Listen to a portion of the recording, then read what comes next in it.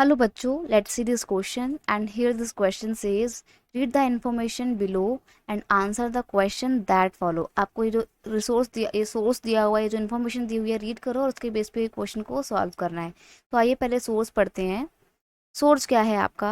Energy is a basic requirement for economic development. किसी भी देश का अगर इकोनॉमिक डेवलपमेंट करना है तो एनर्जी तो बेसिक रिक्वायरमेंट होती ही होती है, क्योंकि देखो इकोनॉमिक डेवलपमेंट करने के लिए आपको अपने इंडस्ट्री का डेवलपमेंट करना पड़ेगा। इंडस्ट्री की मशीनें कैसे रन करेंगी? एनर्जी से तो रन करेंगी, right. Every sector of the national economy like agriculture, industry, transport, commercial and domestic needs input of energy.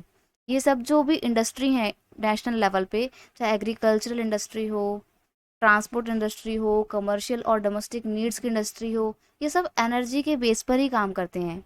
The economic development plans implement since independence necessarily require increasing amount of energy.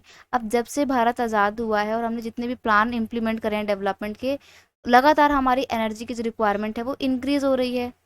As a result consumption of energy in all form has been steadily rising. इसलिए हर तरीके से हर form में energy का consumption rise हुआ है all over the country, पूरे देश में। In this background there is an urgent need to develop sustainable path of energy development.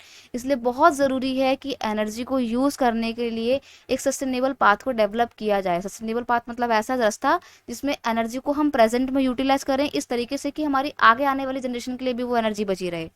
Promotion of energy conservation and increased use of renewable resources source are the twin plank of sustainable energy। अब sustainable energy के path को अगर आपको adopt करना है तो आपको दो चीज़ों को बढ़ावा देना पड़ेगा। सबसे पहली बात, रिसोर्सेज का कंजर्वेशन करना पड़ेगा। उन्हें फालतू में आपको उड़ाना नहीं है, यूज़ नहीं करना है, फालतू में आप वेस्ट कर रहे हो, नहीं, कंजर्व करो, उनको ध्यान से यूज़ करो।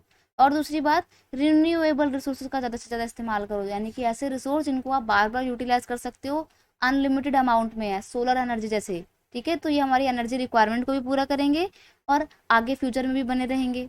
India is presently one of the least energy efficient country in the world.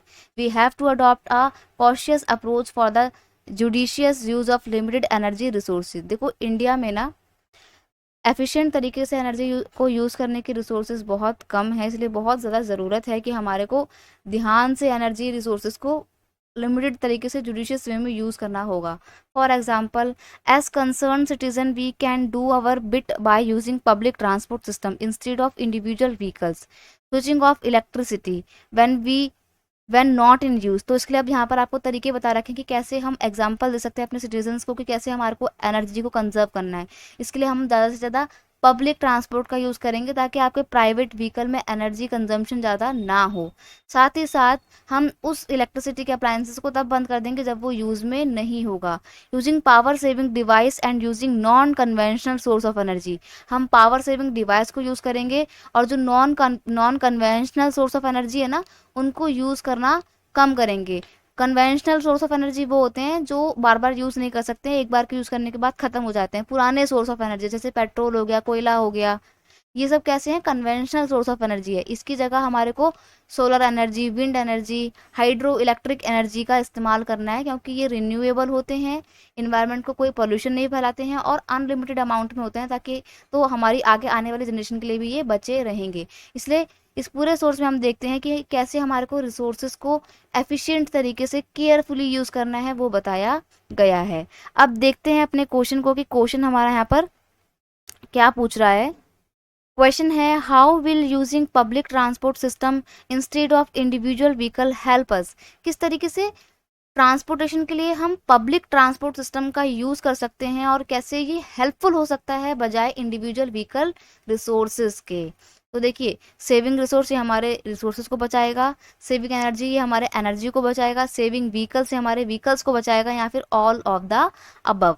तो देखिए, अगर हम पब्लिक ट्रांसपोर्ट की जगह प्राइवेट ट्रांसपोर्ट की जगह पब्लिक ट्रांसपोर्ट का यूज़ करेंगे तो देखो ये हमारे रिसोर्स को बचाएगा, क्योंकि अब आपको प्राइवेटली इंडिविजुअली रिसोर्स नहीं लगाना, आप पब्लिक वाले रिसोर्सेज का यूज़ करते हुए आप आगे जा रहे हो, तो हमारे रिसोर्सेज को तो बचाएगा ही बचाएगा।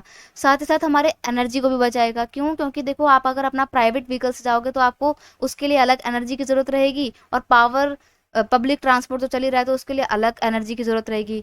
तो अगर आप एक ही ट्रांसपोर्टेशन सिस्टम का इस्तेमाल करोगे तो आपकी एनर्जी भी बचेगी, दोनों आपके मैच हो गए।